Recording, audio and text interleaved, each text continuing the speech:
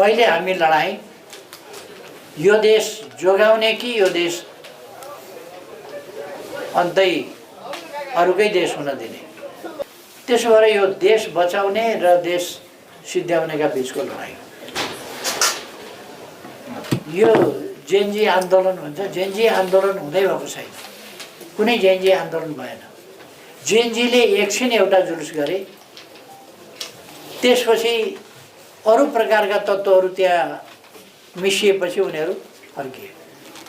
केही युवाहरूलाई घेरेर छेकेर आफूसँगै अपराधी तत्त्वहरूले घेरेर छेकेर आफूसँगै लगे अगाडि। होटलहरू जलाइदिएको छ, हयात होस् अथवा हिल्टन होस्, किनभने पर्यटन नेपालमा पर्यटक नआउन्, नेपालमा पर्यटन व्यवसाय खतम होस्। उद्योगहरू खतम पारिदिएको छ, औद्योगिकरणमा देश नजाओस्। व्यापार खतम पारिदिएको छ।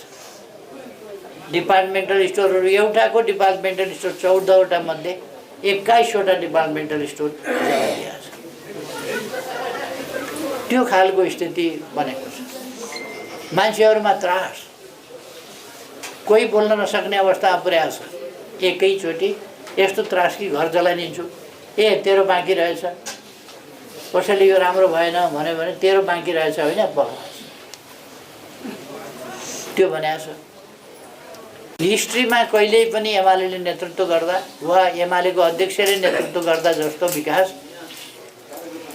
दुनियाँमा पनि भएको छैन, यहाँ पनि भएको छैन।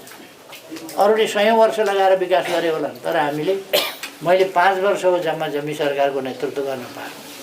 5 वर्ष पटक पटक गर्दाखेरि त्यो 5 वर्षमा देशको कायाकल्प भएको छ।